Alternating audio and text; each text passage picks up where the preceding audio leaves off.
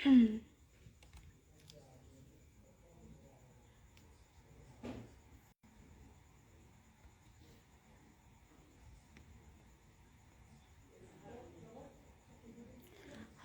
selamat malam Business Planners. Oke, yuk yang sudah bergabung mau tanya dulu nih, suara saya sudah jelas belum nih? Oke. Oke, selamat malam Business Planners, selamat hari Senin ya. Harus tetap semangat nih, kita sudah sampai di minggu terakhir di bulan Agustus. Oke, welcome back di Business Q&A bersama Pak Baskoro Hadi malam ini. Apa kabarnya nih teman-teman Business Planners yang sudah bergabung malam ini?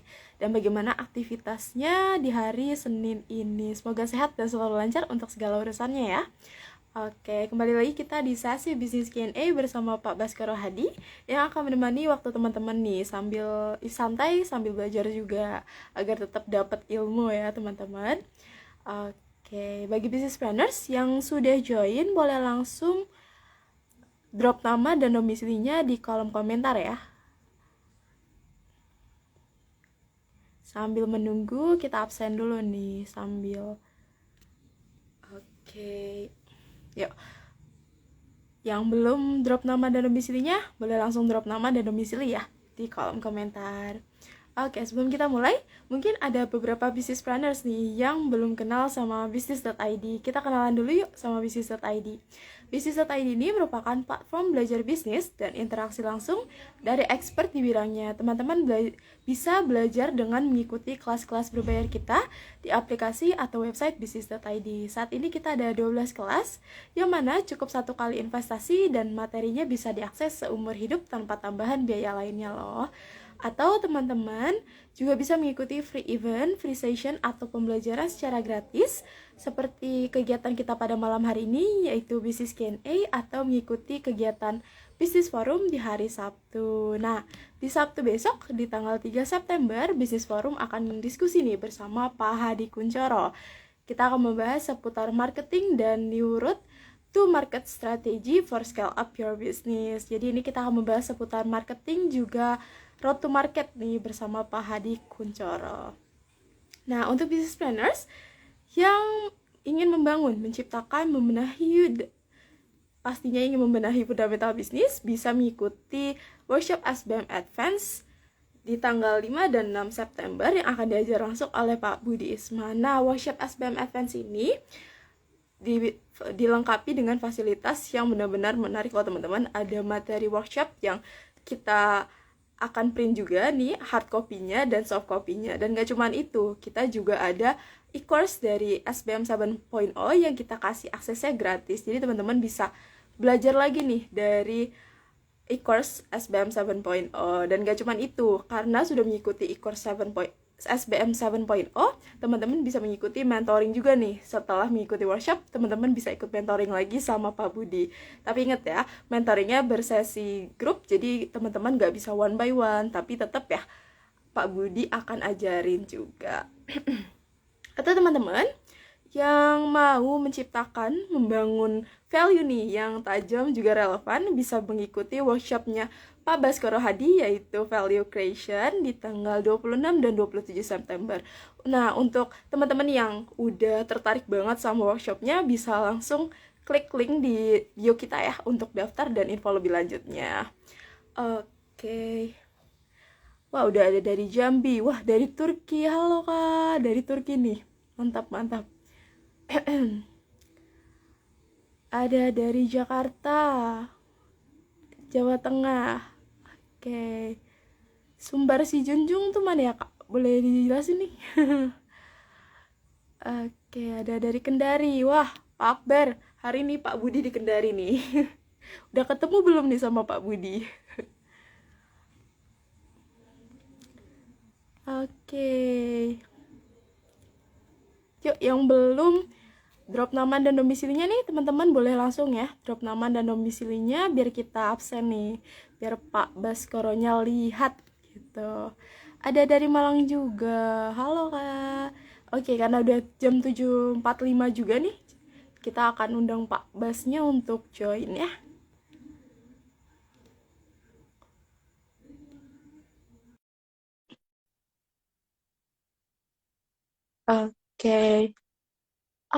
di Sumatera Barat. Ada Kak Gita dari Bandung nih, halo. Kembali lagi ya Kak, dari Nyonya MG nih, Cake and Cookies. Langganan kita ya, tadi juga sempat lihat Pak Elut nih, yang sering hadir juga. Ada Teh Cici juga. Oh, oh belum ketemu ya sama Pak Budi. Mungkin nih bisa ya, nanti dikoordinasi nih untuk ketemu.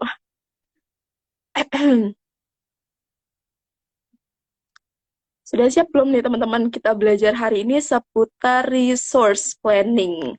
Itu pembuatan planning dalam mencari sumber daya loh teman-teman. Jadi yuk siapin dulu pertanyaannya sambil menunggu Pak Bas untuk join dan buka materinya dulu. Ada dari Bugu Kunggu dari Malang. Halo.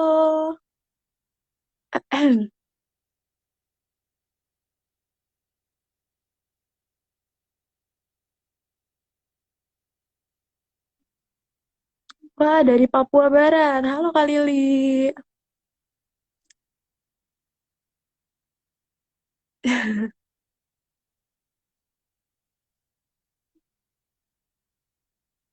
Wah, dari Tulung Agung.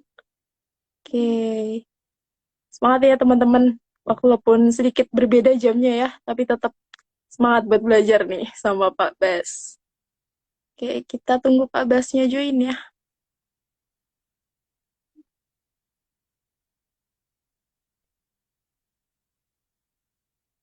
Yuk, yang lainnya yang baru bergabung, boleh langsung drop namanya dan domisilinya di kolom komentar. Oke, Pak Baskoro sudah join, mungkin boleh dikirimkan, Pak, untuk join di live-nya.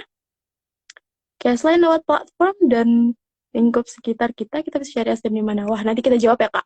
Intan bersama Pak Bas nih malam ini.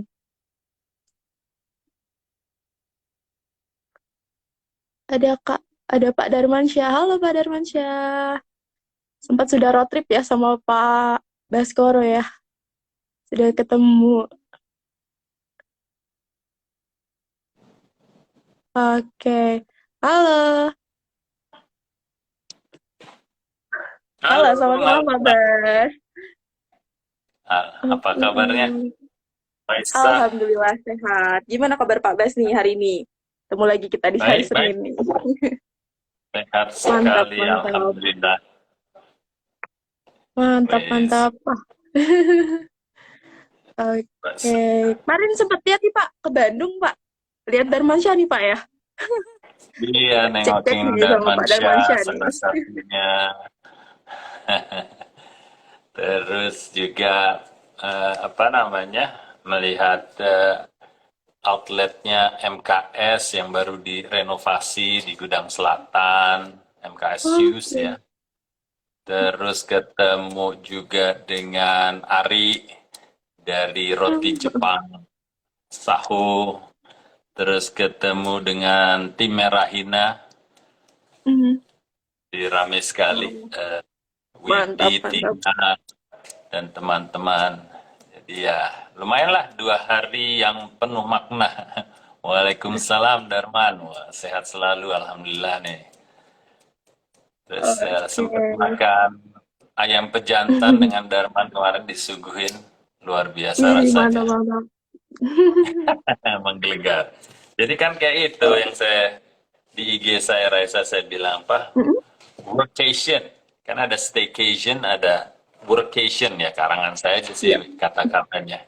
Jadi bekerja sembari plesir bukan liburan tapi betul. plesir. Kalau liburan kan nggak kerja ya, nah, tapi ini plesir. Road trip ya, Pak, jadinya.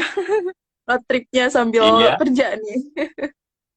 dari Oke. Jumat, Sabtu, terus saya Minggu baru kembali.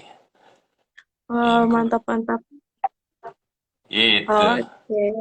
Oke, malam ini bisnis Q&A kita mau bahas seputar resource planning ya, Pak.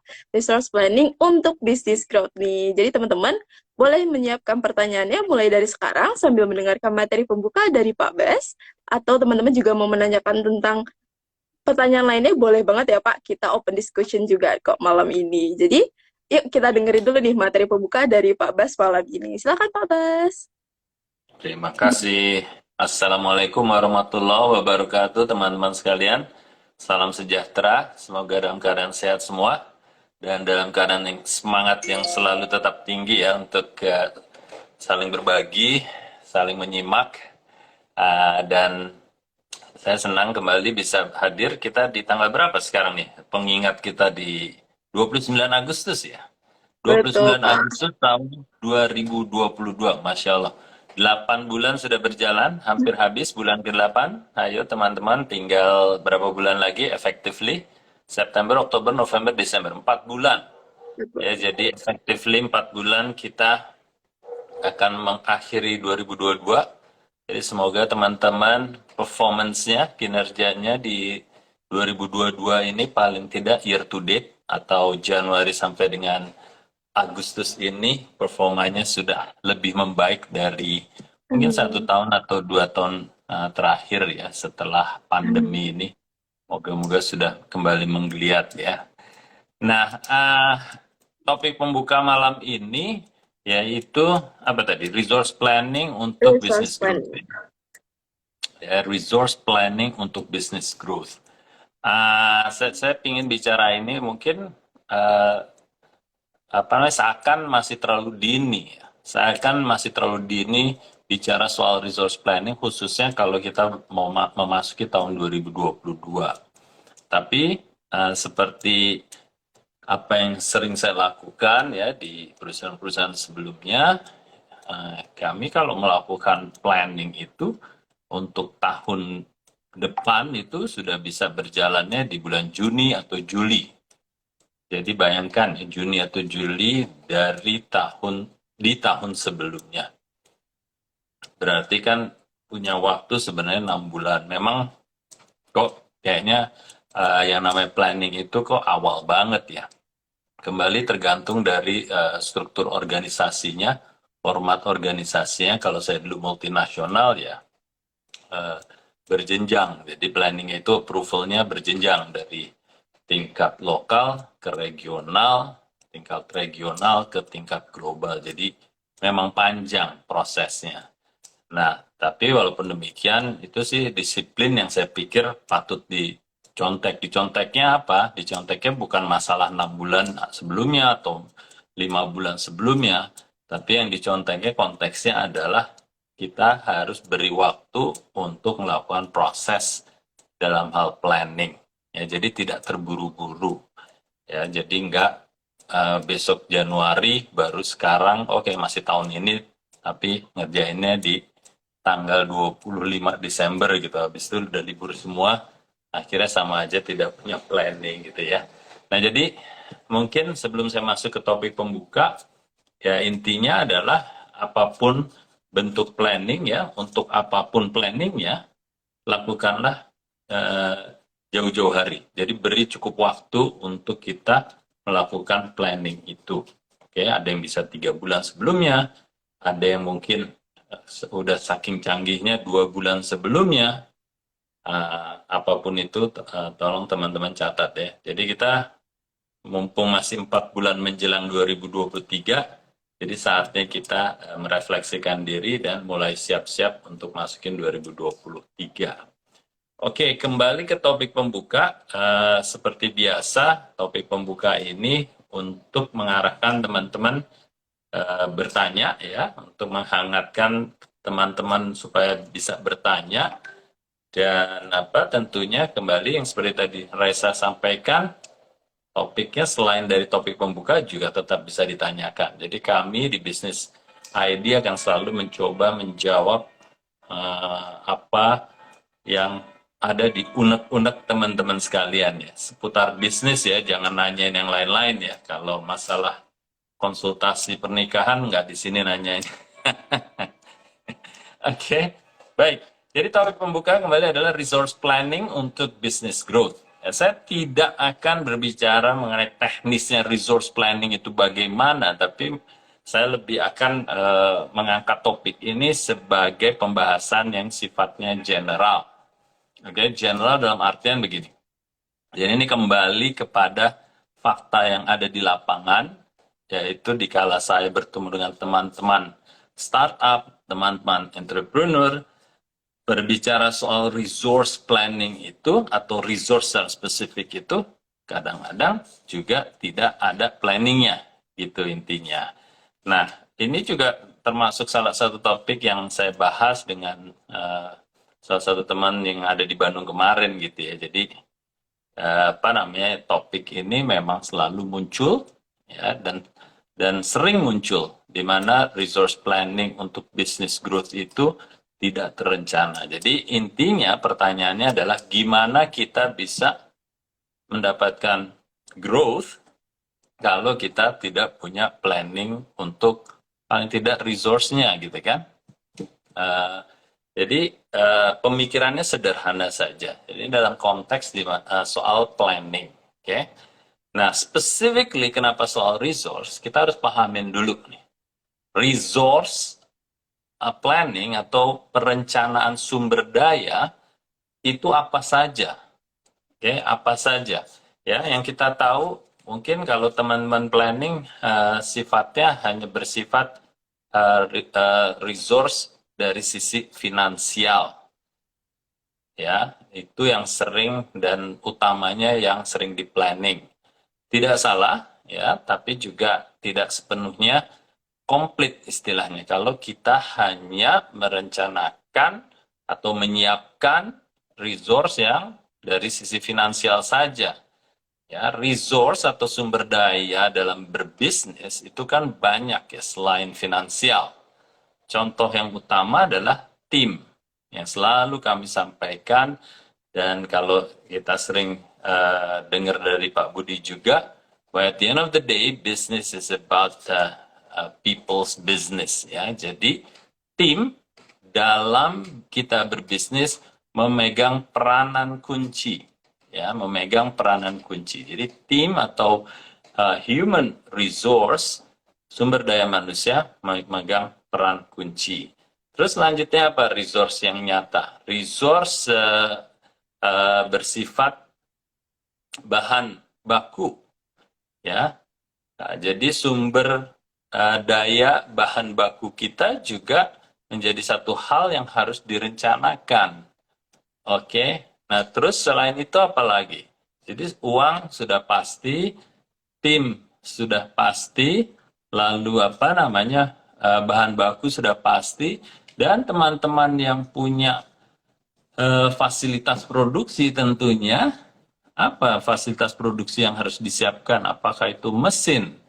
Apakah itu apa namanya tempat kita apa namanya melakukan produksi itu? Itu ya berbentuk tanahkah, berbentuk gedungkah, atau kita pun hanya ingin menyewakah? Menyewa dengan pihak ketiga, itu kan tetap aja itu ya resource planning ya. Jadi resource planning ini ada Napoleon Bonaparte join ini. Selamat datang, semoga tidak tiba-tiba bangkit dari alam sana ya, alam baka. Selamat bergabung Napoleon Bonaparte. Oke. Jadi kembali ya teman-teman, saya ingin meng-highlight atau menekankan bahwa yang namanya resource atau sumber daya itu bukan hanya manusianya saja, tapi bukan hanya uangnya aja, maksud saya Raisa ya. Sumber daya itu bukan hanya uang saja, tapi juga sumber daya manusia, sumber daya bahan baku, sumber daya produksi, dan lain-lain. Tapi yang paling nyata itu keempat itu yang utamanya yang harus dipikirkan. Ya, nah kemarin itu memang sering yang namanya entrepreneur atau startup itu kan skalanya masih kecil ya. Di mana-mana, mau dulu zamannya Apple baru apa namanya memulai bisnis, itu juga kecil juga ya kan, mulainya ingat ya di garasi kan kalau kita tahu ceritanya kan. Dan banyak perusahaan-perusahaan yang sukses zaman sekarang 50 tahun yang lalu ya rata-rata kayak Microsoft atau Apple, perusahaan-perusahaan yang sukses itu mulainya pun masih kecil. Tapi yang membedakan adalah mereka tidak apa namanya mengecilkan yang namanya resource planning. gitu ya. Jadi itu yang harus kita persiapkan. Kalau kita mau bertumbuh, kita harus menyiapkan itu. Jangan terbalik, tumbuh dulu baru mempersiapkan itu. Kan sering terjadi seperti itu ya. Yalah, nantilah kalau saya sudah punya duitnya saya akan merekrut orang-orangnya gitu. Nah, biasanya itu sering terjadi karena kita tidak punya planning untuk bisnis kita secara besar juga. Oke? Nah, jadi akhirnya kembali kayak telur dan ayam. Saya menunggu ini kalau saya sudah sampai pada titik ini. Padahal yang namanya berbisnis, kita memerlukan investasi awal pada resource kita. Oke? Oleh karena, jadi pertanyaannya gimana nih? Nah, mulailah dengan memiliki business plan. Jadi kalau business plan itu kita sudah tahu dan kita sudah punya, paling tidak kita tahu, oh, cita-cita saya di akhir tahun ini saya mau jualan berapa sih? Gitu. Tapi jangan dibalik, ya udah nanti gue jualan dulu aja lah. Gimana nanti? Gitu ya. Gimana nanti? Bukan nanti gimana gitu, tapi gimana nanti. Nah, itu kan yang akan merepotkan kita. Oleh karena sederhananya saya selalu men-challenge teman-teman. Beranilah membuat target. Oke, beranilah membuat target. Karena sebenarnya kalian itu punya target tentunya. Saya mau berbisnis, bisnis ini dalam setahun ataupun dalam 5 tahun mau kayak apa sih? Gitu. Ya, jadi buatlah target dan beranilah membuat target. Karena hanya dari situ kita akhirnya punya angka yang akan kita ingin capai. Nah, dari angka itu kalau kita hitung mundur, ya, dimasukkan dalam kerangka planning tadi, kita mau jualan segini, akhirnya kita juga akan membutuhkan resource sekian, dan saya ingin berpenghasilan atau memiliki profit sekian. Nah, kalau itu sudah ada 3 angka itu aja, ya, revenue-nya mau berapa, profitnya mau berapa, di tengahnya kita punya anggaran berapa sih? Ya, kalau kita punya anggaran berapa itu, mau itu dalam skala 1 tahun ataupun 5 tahun, paling nggak kita ada gambaran gitu ya. Seberapa mampu kita untuk mempersiapkan resource yang kita butuhkan. Karena dalam persiapan resource itu pun kita harus punya yang namanya prioritas. Contoh umpamanya, kalau saya punya fasilitas produksi, tapi dengan skala penjualan saya dalam 1 tahun bahkan sampai 5 tahun sekian, terus setelah dihitung-hitung saya ingin mendapatkan profit sekian, berarti kan yang di tengahnya atau OPEX-nya itu ada dong angkanya. Nah, dari situ kalau kita sudah tahu angkanya, akhirnya kita bisa memprioritaskan nih resource mana yang bisa kita planning. Kalau seandainya berhubungan dengan manufacturing cost, ya, manufacturing facilities atau fasilitas produksi, bisa jadi akan menjadi penentu buat kita. Apakah kita bisa beli mesin itu, atau kita hanya bisa menyewa, atau kita harus minta orang memproduksikan buat kita. Ya, nah itu salah satu contohnya. Jadi, dengan angka itu kita bisa bermain-main atau bermanuver, resource itu harus kita rencanakan dalam bentuknya kayak apa. Sama halnya dengan tim. Apakah saya bisa merekrut orang itu dengan full time menjadi headcount atau menjadi karyawan tetap kita, ataukah kita mau kontrak karyawan itu, atau bagaimana? Sama halnya dengan raw materials, ya, bahan baku.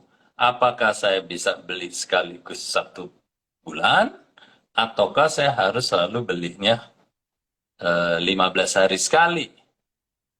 Atau saya harus bernegosiasi harganya mentok-mentok yang saya bisa masukkan ke dalam HPP atau COGS harganya sekian, sehingga saya bisa jadi harus bernegosiasi lebih keras lagi atau sudah cukup bagus harganya. Kurang lebih seperti itu ya. Jadi kembali lagi, kalau kita ingin memiliki resource planning yang baik itu harus berangkat dari bisnis plan, mau itu 1 tahun atau bisa 3 tahun atau 5 tahun, sehingga kita bisa dengan baik melakukan planning untuk sumber daya kita. Bentuknya sekali lagi sumber daya bisa jadi uang atau finansial, ataupun manusianya, ataupun manufacturingnya, ataupun bahan bakunya. Seperti itu. Oke, jadi mungkin itu cukup untuk sebagai topik pembukanya ya. Kita buka aja Raisa, mungkin dengan pertanyaan-pertanyaan dari teman-teman. Udah banyak nih yang Oke, hadir nih. boleh. Oke, boleh, Pak. Jadi tadi kita membahas sebesar resource planning ya Pak, secara general. Jadi nggak di satu aspek aja ya Pak, nggak tergantung dari finansial aja atau sumber dayanya aja ya Pak. Berarti kita secara general nih, ada 4 aspek ya Pak Betul. tadi yang benar-benar harus kita perhatikan. Nah, lalu nih Pak, apa yang kita harus perhatikan nih Pak dalam memilih atau dalam membuat planning dari sumber daya di tiap aspeknya itu Pak? Misal di finansial, dari sumber dayanya sendiri, itu apa Pak yang harus kita perhatikan nih? Oke, kita ambil contoh salah satu aja. Ini 4, bukan Oke Pak. berarti keseluruhannya ya, Raisa ya dan teman-teman. Ini Oke. 4 yang sering menjadi dasar daripada resource planningnya. Yang lain masih banyak lagi lah ya, tapi saya pikir dari skala prioritas, saya pikir 4 ini yang selalu muncul lah, yang paling utama. Oke? Nah, jadi kita ambil contoh umpama fasilitas produksi. Oke, fasilitas produksi. Ini apa namanya? Baru sesuatu yang benar-benar kami sering lakukan dan belakangan ini memang ada apa namanya yang saya dampingin sedang melakukan resource planning untuk fasilitas produksi. Nah, apa yang harus diperhatikan? Nah, anggap aja sekarang kita mau jualan 1 tahun ini kita jualannya berapa nih? 100.000 Pak Maya. 100.000 mungkin kalau pakaian atau sepatu 100.000 sepatu atau 100.000 kemeja umpamanya. Nah tahun depan ternyata kita kan mau punya apa namanya target yang anggap aja 2 kali lipat. Berarti menjadi 200.000. Oke, 200.000. Nah itu kan kita harus ngecek Reza. Oke, fasilitas produksi kita masih mampu nggak? Dari 100.000 menjadi 200.000. Nah, contoh kasus yang real adalah ternyata 100.000 itu kita sudah 90% capacity daripada apa namanya kapasitas terpasangnya. Berarti kalau mau didorong sampai full, yang mana tidak terlalu dianjurkan ya, kalau capacity itu nggak boleh sampai 100%, karena kalau ada apa-apa bisa meleduk, akhirnya kacau gitu ya. Anggap aja pun kalau mau didorong ke 100% capacity, berarti kan berapa? Cuma bisa nambah 10%-nya lagi kan dari 100, alias 110.000 pasang.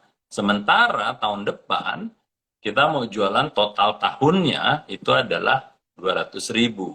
Berarti kan sudah pasti tidak akan bisa terakomodasi kecuali kita menambah fasilitas produksi. Nah, Hmm. dari situ kita ada tentunya harus merencanakan kan ya.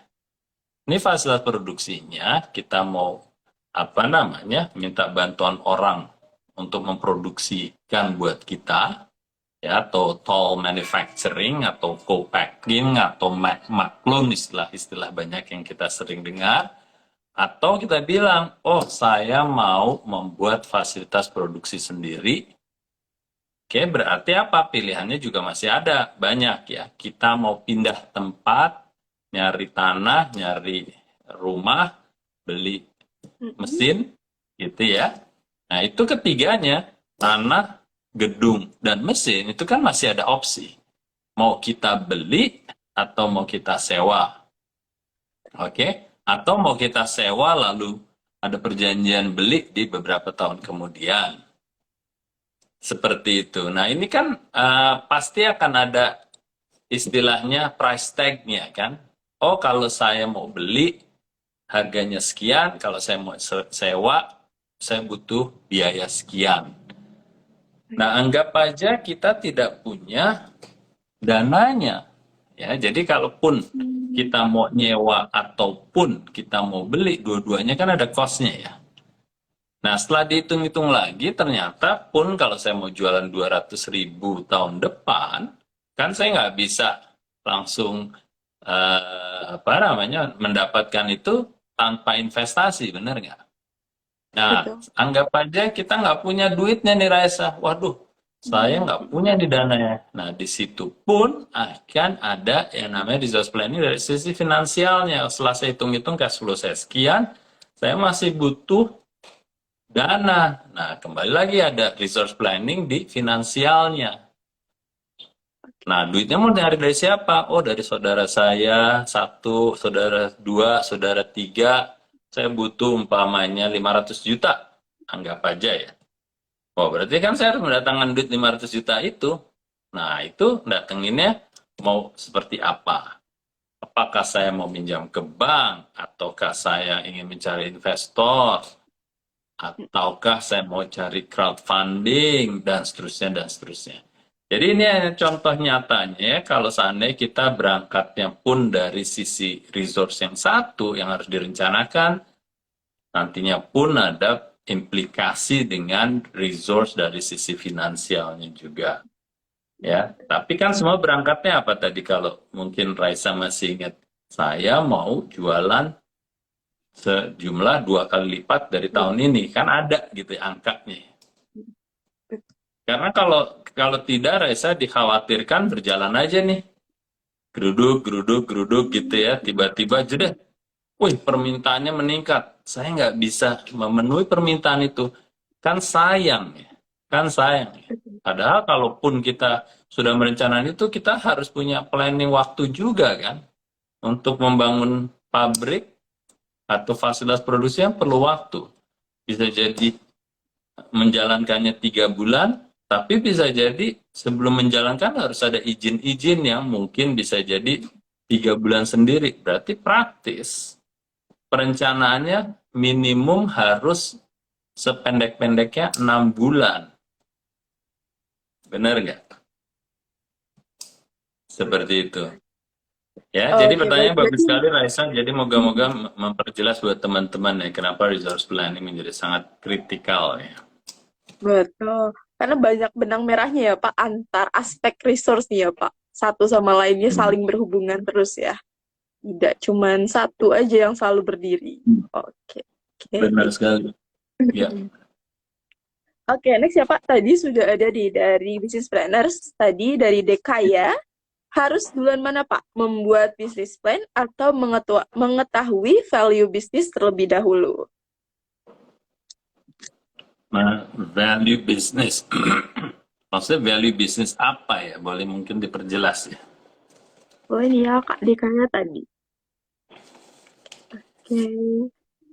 Oke, jadi intinya sih sebenarnya jawabannya adalah kita harus punya business plan dulu. Ya, kita harus punya business plan. Makanya acuannya adalah eh, apa yang kita share di SBM yang selalu diajarkan oleh Pak Mhm. Budi dan Mas Taufan ya di SBM itu, kita harus punya langkah-langkah itu. Ya, yang 12 langkah di SBM itu sebagai kerangka untuk membuat business plan. Ya, kalau kita sudah tahu istilahnya apa namanya, kita mau berbisnis apa, ya, siapa yang punya problem, solusinya apa, pasarnya berapa, dan seterusnya, akhirnya kan kita akan punya target gitu ya. Anggap aja pasarnya umpamanya 1 miliar pieces yang tadi kembali ke contoh kita sekarang baru berjualan 100.000 tapi kita mau mengambil pangsa pasar yang lebih besar dari sekarang sehingga kita pingin jualannya 200.000 gitu ya. Nah, jadi paling tidak kalau kita sudah punya itu sejalan dengan tentunya kita harus mendesain value yang kita ingin sampaikan ya dari sisi solusinya itu. Ya, jadi sebenarnya kalau apa namanya dalam hal kita melakukan planning ya kita harus melihat dulu SBM-nya itu sembari mendesain value kita atau solusinya kita seperti apa, nanti kan turunannya menjadi produknya kayak apa, gitu ya, kalau kita belajar di value creation, seperti itu. Tapi penting sekali kembali, business planning benar-benar harus ada angkanya sehingga target kita jelas. Oke, baik. Berarti memang important things-nya ya, Pak. Important things-nya kita udah rangkum ya, Pak, di business plan. Jadi saat membuat resource planning, kita sudah lebih jelas ya, Pak, untuk tahu nih, kita harus planning seperti apa ke depannya. Iya, iya. Jadi sebenarnya resource planning itu adalah bahagian daripada business plan-nya itu. Hmm. Ya kan, jadi Oh, mungkin teman-teman berpikir, oh berarti saya harus punya dua dong, business plan mm-mm. atau dan resource planning. Intinya di business planning itu kita punya target kan. Betul. Target itu berapa sehingga kita membuat business plan berdasarkan target yang ingin kita capai atau yang kita sering sebut business aspiration itu, Raisa, ingat kan? Business Oh, aspiration itu kan macam-macam.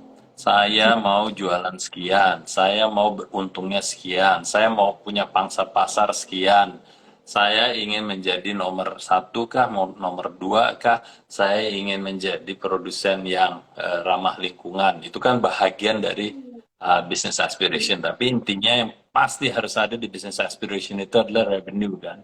Nah kalau kita sudah menentukan itu sebagai targetnya, lalu kita buatlah bisnis plan itu, yang mana di situnya tentunya akan ada unsur resource planningnya juga di dalam bisnis plan. Oke? oke, berarti memang sudah terbentuk ya, Pak. Nah, teman-teman nih, bisnis plan itu penting. Jadi, teman-teman yang mau buat bisnis plan, membenahi fundamental bisnis, bisa langsung ikut workshop-nya Pak Budi ya, Pak. Kita ada workshop-nya nih untuk Smart Business Map Advance. Langsung lo diajar sama Pak Budinya, expertnya Ya, langsung. Oke, next ya Pak, kita ke box Q&A siap. nih. Kan? Be Tadi happy ada motornya. dari Intan.Hanifah, bagaimana cara taktik mencari sumber daya manusia yang berkualitas dan di mana kita bisa cari sumber daya manusianya selain di platform dan lingkup sekitar nih Pak. Aspek Oke. sumber daya. Dari siapa tadi? Maaf, Raisa. Intan Hanifah, Pak. Intan Hanifah. Oke, terima kasih Iya, Pak. pertanyaannya. Oke, Intan. Intan Jadi Hanifah ini bagaimana? agak sedikit Pak dipotong. Tadi Intan Hanifah ini merupakan salah satu tim dari Kasa Consulting nih.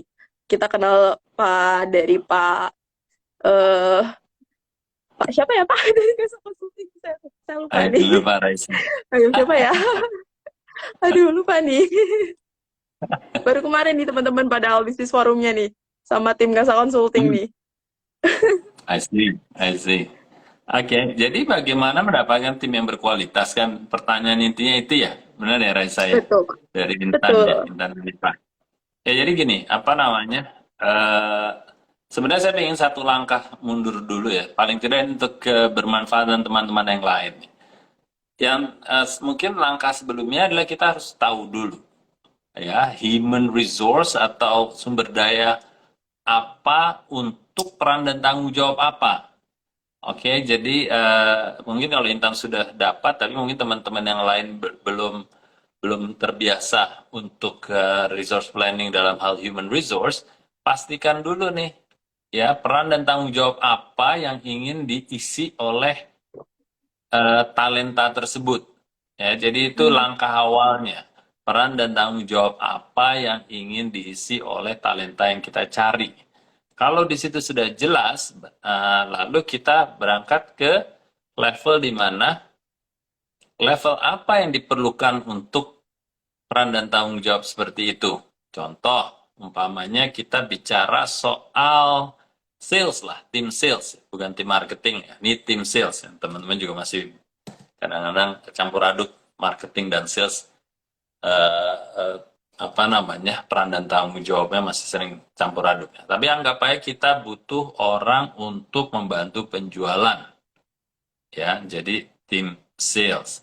Nah, di tim sales pun kalau kita sudah jelas peran dan tanggung jawab yang kita ingin isi, tim sales ini pun kita bisa apa namanya menentukan tingkat pengalamannya seperti apa. atau apa namanya sets of skills-nya yang seperti apa.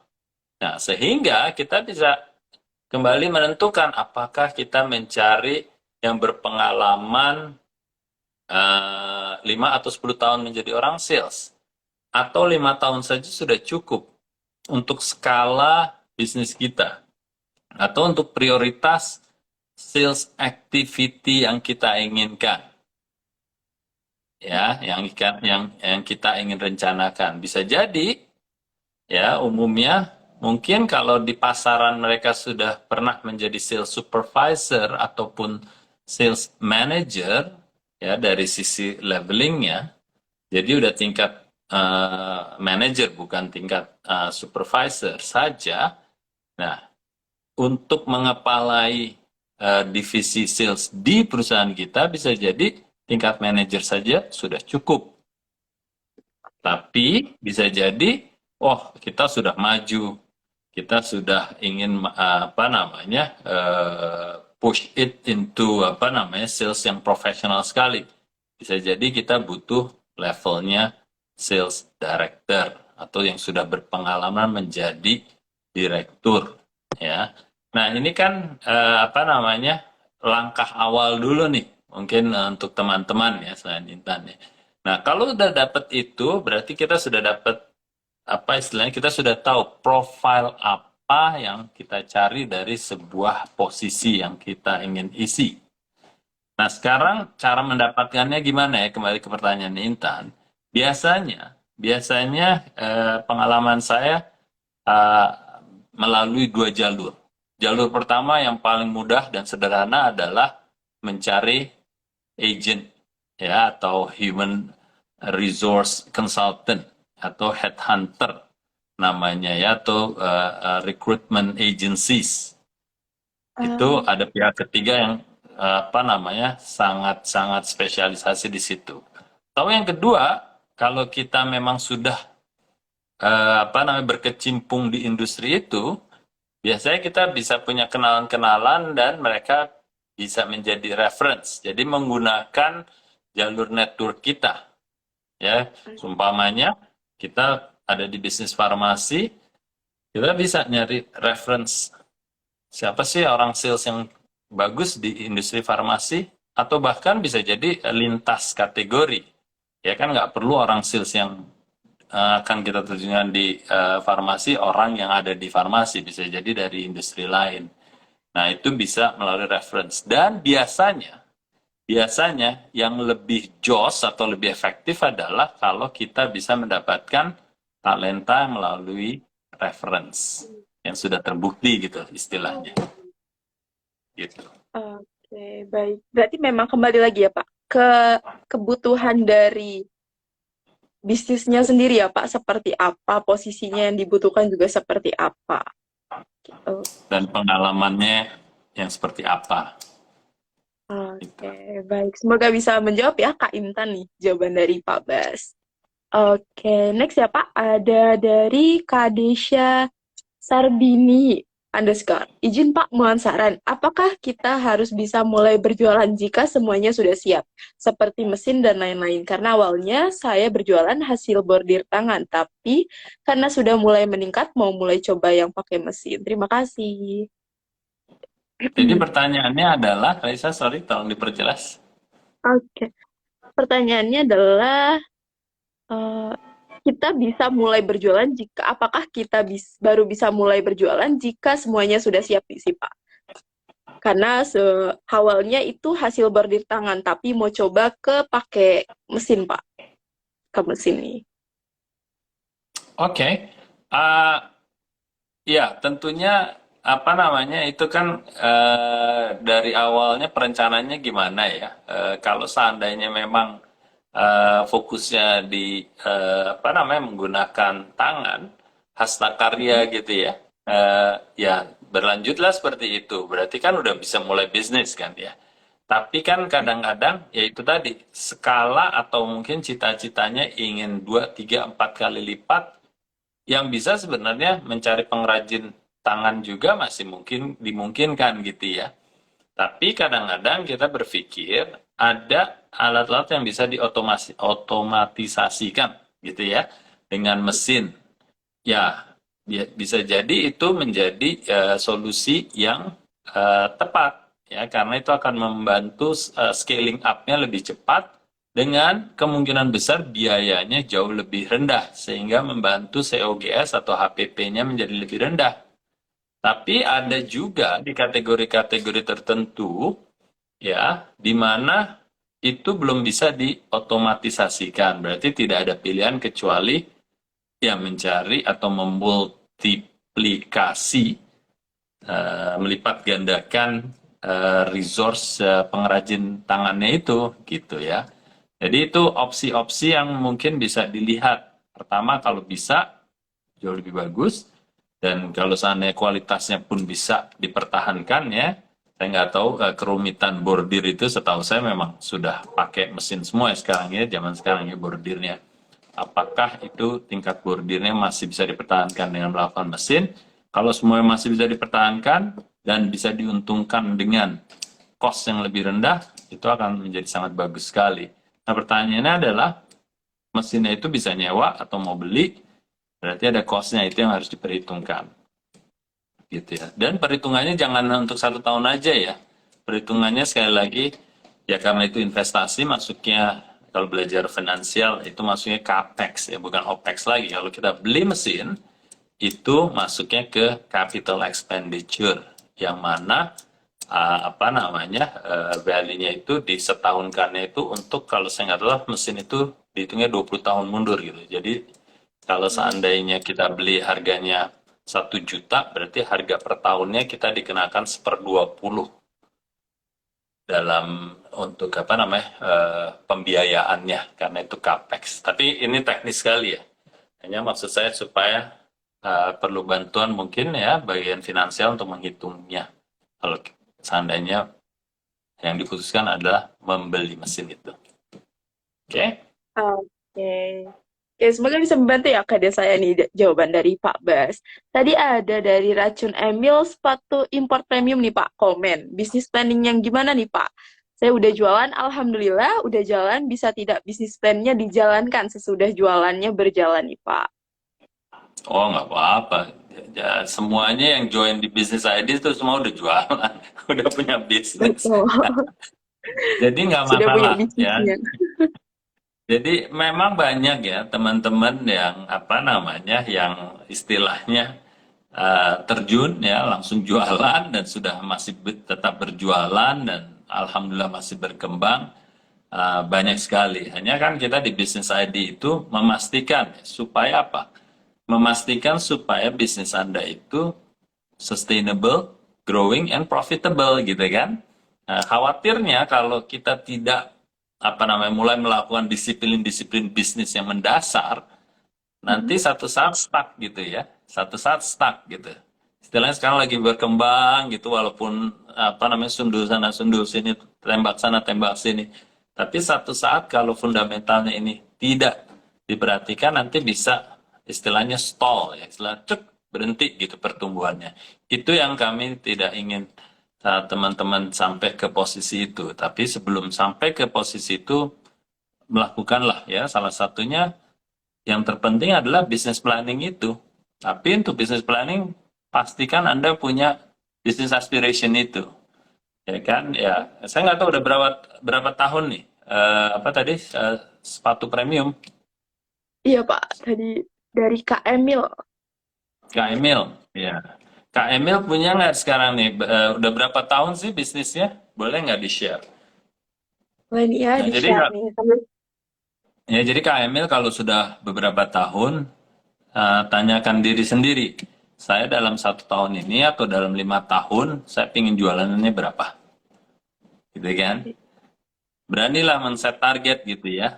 Umpamanya 5 tahun lagi saya mau menjadi 10 kali lipat dari sekarang di ujung tahun kelima ya 10 kali lipatnya. Berarti di tahun keempat bisa jadi 8 kali lipatnya, di tahun ketiga menjadi 6 kali lipatnya, di tahun kedua tahun ketiga menjadi 4 kali lipatnya, di tahun kedua menjadi mungkin 2 kali lipatnya gitu ya. Anggap aja Sekarang kita mau jualan 2 kali lipat, nah berarti kan harus ada planning kan untuk mencapai 10 kali lipat di tahun kelima. Ya jadi nggak apa-apa, jawabannya tidak apa-apa sama sekali. Jadi mulailah berdisiplin untuk buat business aspiration dan tentunya business planning. Oke, jadi buat teman-teman juga nih ya, nggak apa-apa kalau mau jualan dulu, mau usaha dulu, mau jualan sampai setahun juga nggak apa-apa ya, Pak. Tapi jangan lupa Kan untuk tetap bikin bisnis plan. Karena iya, penting ya, jadi Pak, untuk udah bisnis plan kecebur. ini. Udah kecebur nggak Betul. apa-apa, udah kecebur ya mau apa lagi kan sekarang. Betul. Oke, tadi ada yang komen nih Pak dari Yovita Chen. Nah, selamat malam. Izin bertanya Pak, apabila suatu Ya. usaha sedang berada di titik jenuh, apa yang harus dilakukan ya Pak? Jenuh karena perkembangan bisnisnya sangat lamban nih Pak. Oke, jenuh yang jenuh siapanya nih? Yang pemilik bisnisnya atau pasar yang jenuh kan gitu ya? Iya, Jadi itu yang harus dijawab dulu. Biasanya bisa jadi kalau pasarnya jenuh, berarti kita udah harus siap-siap. Istilahnya siap-siap apa? Siap-siap mencari apa namanya pertumbuhan baru di mana? Bisa jadi bukan di pasar yang sama, ya mungkin di pasar tetangga. Pasar tetangga maksudnya apa? Kategori yang mungkin nggak jauh-jauh dari situ, atau bisa jadi kategori yang totally baru dari yang apa sedang digeluti sekarang, gitu kan? Itu yang namanya pivot ya, pivot ya. Kalau kita bisnis itu kan ada pilihan ketiganya adalah pivot ya. Jadi bisa mendiversifikasikan bisnis kita ke kategori yang mungkin mirip dengan kategori apa namanya yang kita sedang geluti atau bisa totally different gitu ya. Tapi itu kalau seandainya pasarnya yang sudah jenuh ya atau saturated. Nah, tapi di banyak kesempatan apa teman-teman belum belum bisa melihat itu tapi sudah merasa bahwa pasarnya yang jenuh. Sementara sebenarnya yang jenuh itu adalah pemilik bisnisnya gitu ya. Itu lain cerita. Kalau pemilik bisnis yang jenuh ya, ya udahlah dijual aja lah bisnisnya. sudah malas ya Pak untuk mengembangkannya lagi nih karena pasarnya dirasa pasarnya udah nggak sesuai ya Pak, udah nggak fit nih sama kategorinya. Dengan Oke, keinginan pemilik bisnisnya biasanya kan. Udah bosan betul katanya Pak. gitu kan. Betul. Oke, lanjut ya, Pak. Ada dari Sip. 4 hal baru nih. Setelah adanya pandemik yang menghantam, apakah merubah dari CV ke PT merupakan strategi yang tepat nih, Pak? Karena setelah adanya pandemik sangat mempengaruhi operasional dan kondisi stall, Pak. Oke, jadi sebenarnya itu kan bentuk usaha ya, bisnis ya, apakah itu CV atau kan atau KPT. Pahamilah maksudnya ya, kalau CV itu seperti apa, PT itu seperti apa dulu gitu ya. Sebenarnya seyogianya adalah PT itu adalah yang paling ideal. Kenapa? Karena ya terbatas. Jadi liabilities, kok liabilitas ya, liabilities yang nantinya pun kalau terjadi apa-apa itu hanya sebatas dari kekayaan PT itu atau asetnya PT itu. Kalau CV kan, setahu saya kan nanti bisa sampai aset pribadi yang ketarik kan gitu ya. Nah, jadi tidak ada hubungannya sebenarnya dari masalah pandemi atau tidak, tapi dari sisi resiko dan aturannya masing-masing berbeda dan yang paling nyata itu yang seperti itu. Namanya perusahaan terbatas apa namanya? Ya terbatas liabilities-nya, tapi tidak terbatas dalam hal aset ke depannya kan gitu ya. Seperti itu. Jadi sebenarnya tidak ada hubungannya pandemi atau tidak, tapi lebih ke arah Oke, resikonya nanti. oke, baik, Pak. Oke, tadi ada dari Roni Lianto nih, Pak. Gembira Houseware Hmm. ini udah berdiri nih, Pak, dari 1977. Tapi bisnis aspirationnya belum ada nih, Pak. Bisa nggak nih, Pak, kita bantu sedikit mungkin nih, Pak, untuk pembuatan mungkin sedikit ya, Pak. Generalnya nih, Pak, dari bisnis Ya. aspiration nih. Thank you Roni. Ini Roni lagi sama dia workation, dia lagi apa namanya nih, gembira nih. Roni dia lagi bekerja sambil plesir nih di luar negeri nih. Jadi ya bisnis aspiration itu ya harus dibuat ya. Saya tahu sekali Roni, mungkin ya kejarlah bagian finansial juga untuk sama-sama apa ya namanya, menerjemahkan aspirasinya dari Roni ini, dari Gembira Houseware. Nah, apa sih yang ingin dicapai ya dalam 3 sampai 5 tahun ini? Kemarin saya juga udah bicara dengan bagian finansial ya, itu untuk membantu Roni dan Gembira apa saja sih yang bisa menjadi business aspiration. Jadi nanti bisa ditanyakan lah ke bagian finance-nya. Saya sudah ngobrol dengan beliau tuh. Gitu, Roni. Oke, mantap, mantap. Oke, next ya Pak. Kita ambil dari box Q&A ini. Ya, Oke, dari Ifran.salim nih Pak. Salim. Saya jualan makanan rumahan, sistemnya DO. Apa iklan juga penting seperti membuat brosur nih Pak? Penting nggak nih Pak untuk pembuatan iklan nih Pak? Dari bisnis oke. rumahan. Bisnis rumahan. Jadi sebenarnya mau bisnis itu skalanya kecil atau besar, intinya Mm-mm. adalah kita harus menciptakan demand ya. Kita harus mempromosikan produk kita supaya diminati. Oke, supaya diminati. Nah, bentuknya apa? Itu yang harus kita perhatikan. Apa sih yang paling efektif untuk mencapai target audience kita? Ya, atau target market kita yang paling efektif seperti apa? Itu yang pertama filternya. Yang filter kedua adalah sesuai dengan kemampuan kita. Tentunya kalau bisnis rumahan kan nggak mungkin ya kita beriklan di TV gitu ya, di luar kemampuan. Tapi pun kita harus cari sesuai dengan kemampuan kita. Utamanya yang pertama, filter pertamanya tadi. Yang paling efektif menggapai mereka siapa sih? Kalau bisnis rumahan berarti ring pertamanya adalah exposure yang di sekitar rumahan itu. Gitu ya. Exposure-nya apa? Exposure bukan berarti menggunakan media tertentu ya, bisa juga menggunakan apa namanya? Words of mouth. Ya, melalui apa words of mouth itu Raisa bahasa Indonesia? Words of mouth. Mulut dari mulut ke mulut Pak. Dari mulut ke mulut. Mulut ke mulut.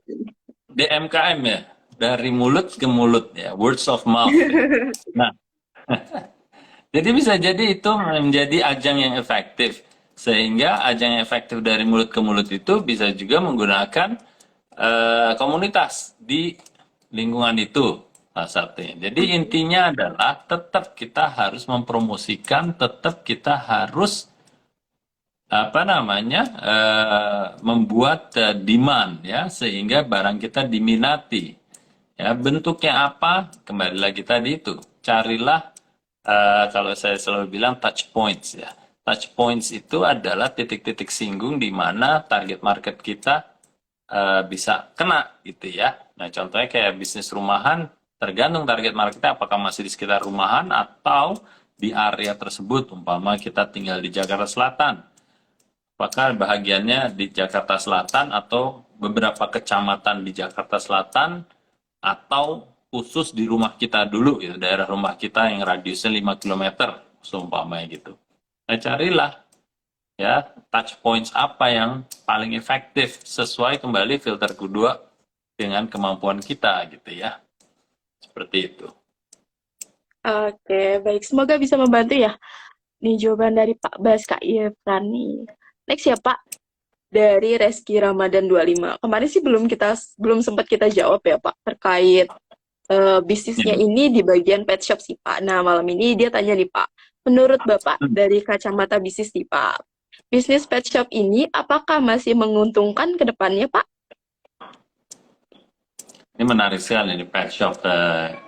Kemarin ada yang ikutan di workshopnya Vetopet ya, pemiliknya Betul. bisnis dan bisnisnya Vetopet. Jadi berbicara soal apa namanya pet, segala kebutuhan petnya. Jadi gini, apa yang menarik adalah sekarang kan ada fenomena di mana hampir kayak di luar negeri ya. Jadi banyak banyak apa namanya couple atau pasangan yang tidak Mm-mm. memilih punya anak gitu ya. Ini terlepas dari prinsip apa hidup atau keyakinan ya.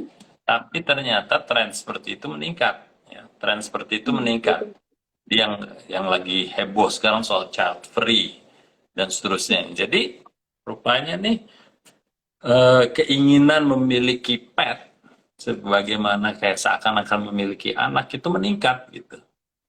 Jadi kalau saya lihat dari sisi pasarnya pet ini dengan segala bentuknya ya dan segala Hmm. kebutuhan sang pet ini ya, sang binatang peliharaan ini, itu kan udah mirip kayak manusia kan.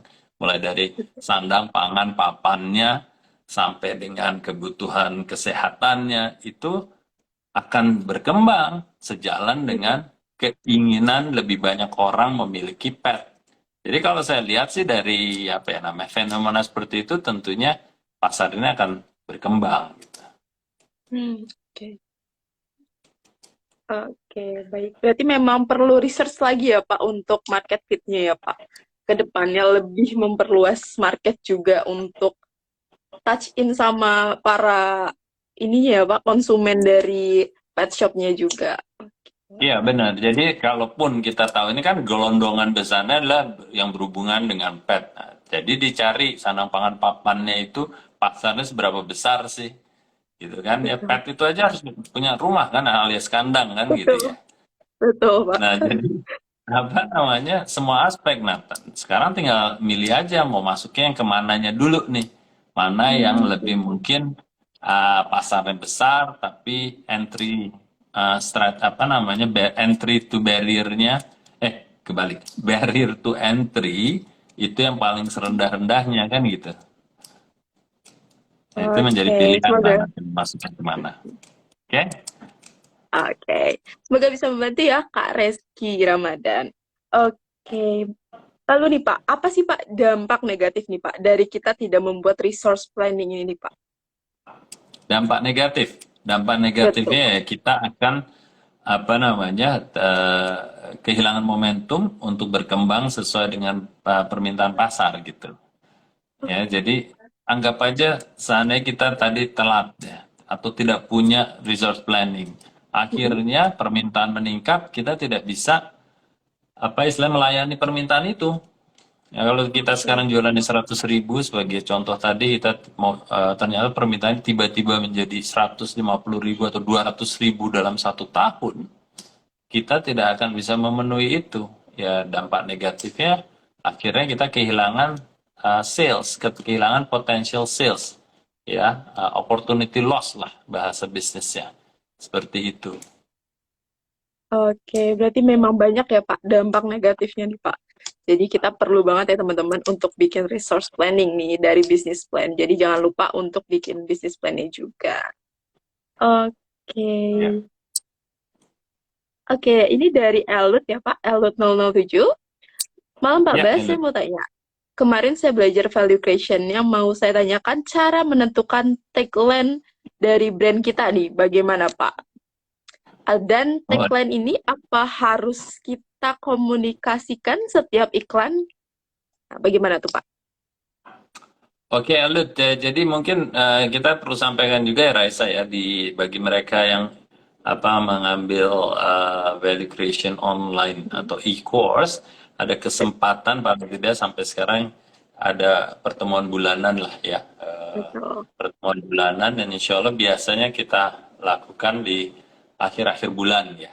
Ya, jadi Betul. nanti Di minggu tolong keempat. kita camkan aja, kita akan ada sesi itu ya, mentoring khusus untuk yang ngambil e-course value creation. Nah, jawabannya adalah tagline-nya gimana caranya. Jadi gini, apa namanya? Memang apa namanya? Dalam pembuatan tagline itu saya nggak terlalu spesifik ngangkat di situ. Tapi intinya gini, Elut 007 ya. Kalau di awal-awal bagi brand yang baru punya atau baru menciptakan value itu bisa jadi disamakan semua, diturunkannya ke positioningnya masih sama sampai ke tagline-nya sama dengan value itu. Ya, jadi biasanya brand-brand yang sukses sekarang di awal-awalnya seperti itu ya, Lu. Ya samakan aja tagline-nya dengan value-nya itu atau motivasi yang sudah tercipta. Ya, jadi itu mungkin pesan garis besarnya aja dulu. Nanti kalau kita mau bahas di sesi mentoring itu lebih dalam lagi. Oke? Oke. Oke, jadi Pak Elut, kita bisa ketemu lagi nih dan bahas lebih lanjut dan lebih dalam di sesi mentoring value creation. Mungkin kita ketemu nih di akhir bulan dari bulan September nih. Jadi nanti stay Ya, tune aja atau cek WhatsApp atau emailnya nanti tim kami akan coba hubungi untuk mengingatkan tentang mentoringnya. ya. Oke. Oke, kita udah nyampe di 8:45 nih Pak. Berarti kita udah sampai di penghujung sesi bisnis Q&A hari ini. Oke, terima kasih banyak Pak Bas atas insight yang diberikan pada hari ini. Semoga bisa bermanfaat bagi business planners, juga bisa dipraktekkan dengan baik nih sama teman-teman semua. Jadi terima kasih banyak Pak Bas untuk ilmunya malam ini. Oke. Sama-sama, Nah, Raisa. Thank you. oke. Dan gak ketinggalan ya teman-teman, kita juga akan selalu membuka pembelajaran gratis nih, yaitu Bisnis Q&A di hari Rabu besok bersama Pak Budi dan Bisnis Forum juga di hari Sabtu. Nah, hari Sabtu besok kita akan ketemu sama Pak Hadi Kuncoro nih. Kita mau bahas seputar marketing juga road to market. Jadi jangan sampai ketinggalan. Untuk daftarnya gampang banget ya, tinggal klik link di bio bagian Bisnis Forum. Jadi teman-teman langsung bisa klik daftar dengan nama dan email, udah deh kelar. Jadi kita tinggal kirim email dan ingatkan terus ya. Dan gak ketinggalan, untuk business planners nih yang ingin membangun, menciptakan dan membenahi fundamental bisnis, bisa langsung daftar di workshop SBM Advance pada 5 dan 6 September yang akan diajar langsung oleh Pak Budi Isman. Dan gak ketinggalan juga nih, ada Pak Baskoro Hadi nih yang akan stay di workshop value creation di tanggal 26 dan 27 September ya Pak. Jadi teman-teman yang Insya mau Allah. menciptakan value, bisa nih ketemu sama Pak Bas dan langsung belajar sama expertnya. Oke, untuk pendaftarannya bisa langsung klik link di bio ya, karena slotnya terbatas, jadi jangan lupa untuk daftar hari ini juga. Malam ini juga boleh. Kita tungguin nih, oke? Oke, terima kasih business planners yang sudah join di bisnis Q&A malam ini. Terima kasih juga Pak Bas sudah memberikan ilmunya dan meluangkan waktunya nih. Thank you, Raisa. Thank you, teman-teman. Sampai ketemu lagi ya, insya Allah minggu depan. Wassalamualaikum. Oke, Waalaikumsalam. Sampai jumpa Pak di minggu depan ya, kita ketemu lagi. Thank you, Raisa. Oke, terima kasih business planners yang sudah join di Business Q&A malam ini. Jadi jangan sampai ketinggalan untuk ikut di workshop bisnis.id, yaitu workshop SBM Advance, juga workshop value creation. Dan teman-teman nih penting banget ya, workshop SBM Advance ini akan mengajarkan dasar-dasar bisnis dan fundamental bisnis nih. Jadi teman-teman yang mau membenahi, membangun, juga menciptakan fundamental bisnis bisa mengikuti workshop SBM Advance. Slot pesertanya terbatas, jadi jangan sampai ketinggalan ya. Dan ada bonus gratis lah teman-teman. Ada bonus sesuatu nih untuk yang daftar malam ini untuk workshop SBM Advance. Jadi jangan sampai lupa daftar malam ini juga. Oke, terima kasih ya Business Planner sudah join di Business Q&A malam ini. Sampai jumpa di Business Q&A di hari Rabu bersama Pak Budi, juga Business Forum di hari Sabtu. Selamat malam semuanya, selamat beristirahat.